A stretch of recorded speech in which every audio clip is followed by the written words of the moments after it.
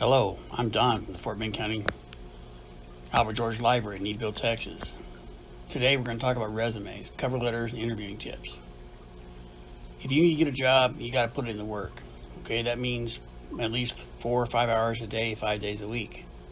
Because looking for a job is a job. You got to treat it like that. You can't think now somebody's going to come and say, "Hey, you want to come work for me?"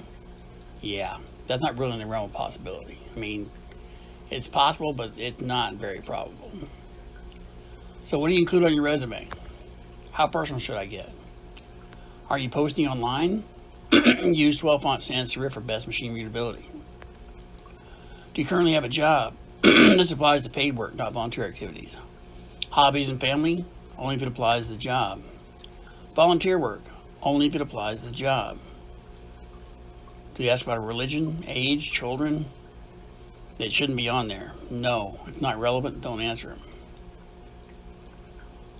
Must I list all my jobs? Typically only cover the last 5 to 10 years. However, if you're applying to the federal government, county government, state government, most cities, they're going to want to see your entire work history. So be prepared. Gaps in employment. Be ready to explain any significant gaps. If you were fired or laid off, be honest. Don't lie and be able to explain. If you lie about it, they find out about it, you're gone. They're going to fire you. No questions asked. Chronological or functional resume. So a chronological, you start with your latest job, your most current job, and you go backwards for 5 years. A functional resume, you tell them what you can do, how you can do it, your skills, your education, your background, your professional associations, but not necessarily the times you've worked, because you may have, it helps you if you've had breaks in your employment. So which one better suits your circumstances? That's what you have to decide. Volunteer work. List volunteer work that's relevant to the job. Details and keywords. Match the keywords and details in job description.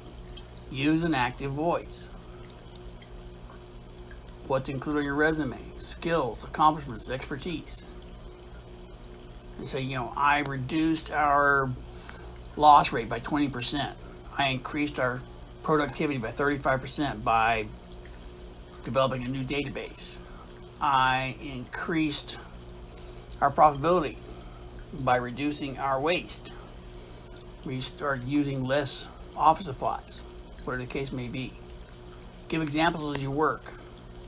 Make sure it relates to what you're applying for, and use active words. I designed, I created, I increased, I saved, and tell them how. What about references? You can use your friends, family, coworkers. Make sure you use people that like you, that will give you a good reference. Don't use people you clash with or that you didn't get along with because you're playing with fire. Make sure you notify these people ahead of time. Hey, John, would you mind being a reference for me, providing a reference? That way they know, hey, they might call you, and if so, you had guy can bring bullet points and say, yeah, he's really good at this, and this. Keep it professional. Use email addresses, phone numbers. Your email address should be your name, johnbrown@gmail.com, and your phone number. Don't use flyboy or superguy@yahoo.com. That doesn't really make a good impression. So a chronological resume.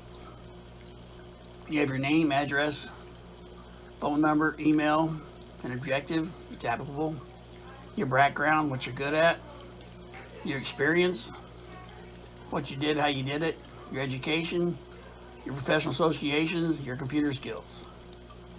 A functional, name, address, phone number, email, your accomplishments, your employers, your education, professional associations, and your computer skills.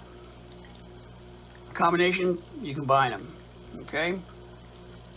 Fairly simple. Resume versions to prepare. A print version, designed with bulleted lists, italicized text, and other highlights, ready to print, mail, or hand to potential contacts and interviewers. A scannable version. A less designed version without the fancy design highlights. Bulleted lists are fine, but that's about the limit. A plain text version. plain text file ready to copy and paste into online forms or post in online resume databases. This might also be referred to as a text-only copy. An email version, another plain text copy, but this one's specifically formatted for the length of the line restrictions in email. This is a text-only copy. This is the same document you presented in 4 ways, each formatted for specific delivery purpose. A scannable resume. What does scannable mean? Use white 8.5 by 11 paper. Do not fold or staple. Use standard font face, Times New Roman Arial Courier. Use a font size of no less than 12 and no more than 14 points. Do not condense spacing between lines. Use all capital letters for section headings. Do not use italics, underlines, shadows, bold, or dashes. Do not use vertical or horizontal lines. Place your personal information on each page. List each telephone number on its own line with no dashes. Keywords. Just below your name, create a keyword section, like the other sections in your resume. Education, experience, etc. List the discipline words and phrases potential employers can search for in the resume database. For example, keywords for business professional might include the following: leadership skills, ethics, finance, teamwork, marketing, total quality management. Keywords for computer programmer would include software applications and programming languages they've used: C++, Java, Flash, CSS, HTML. In order to save your Word resume as a plain text, a plain text document works best for an electronic resume because you can adjust the margins and formatting to suit the database or email system in which you are working. To convert your MS Word resume to plain text, do the following. Open the MS Word document that contains your resume.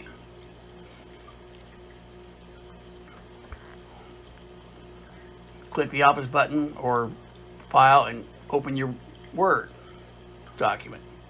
Click Save As, select other formats. At the bottom of the window that pops up on your screen, type in a new name for this document in the file name field, such as plain text resume. Under the Save As type pull-down menu, scroll down to this list and select plain text, TXT. Click Save to perform the conversion. Click OK without changing any of the settings. Delete all references to page 2. Use all caps for words that need special emphasis. Replace each bullet point with a standard keyboard symbol, such as an asterisk. Cover letters. Are they really necessary? Are they really necessary? Wow, you bet. This can get the interview if it's done well. Even with email resume, it can. It depends on the person reading the email. Applying through email. Getting your email opened, read, and actually considered really comes down to some simple rules. Use the right subject heading line. Include a cover letter in email and address it to the recipient. Always send your resume in the body of the email message, not as an attachment. Make sure your resume is properly formatted for email. If responding to an advertisement, read the application instructions and follow them. Always remember, it only takes a second for someone to delete an email message. Yay, I have an interview. Great. Preparing for the interview. What should you wear? Dress professionally, like the person who's working there in a similar position. What should I take with me? Copies of your resume, letter of recommendation. Several copies of each. A portfolio of work if it's applicable. Where is it? Go there the day before. Make sure you know where it is and how to get there. When should I arrive? About 15 minutes prior to interview time. But if you know it takes you 30 minutes to go from point A to point B, I'd leave an hour ahead of time. Because that way, in case of a traffic jam, you've got some time to play with. One thing you don't want to do is be late to your interview. Applications and background checks, if they're applicable, bring them. Salary requests. Do this at the end of the interview if it's essential to you. What do I do once the interview is finished? Confirm the interviewer's names and positions. Write them down. Send a thank you card to each interviewer by stamped mail. Believe me, when you do that and you get it in the mail, it's like, wow, I remember this guy or gal. That's very nice. I think I'm gonna have them come back in for a second interview. I mean, it really sticks in your mind because not very many people do it. So it can really help get you in the door. So the other thing I want to talk about is our Job and Career Accelerator, Job and Career Accelerator database. It's really cool. We got a video on it. So please come back, use our resources, and thank you for using the Fort Bend County Library.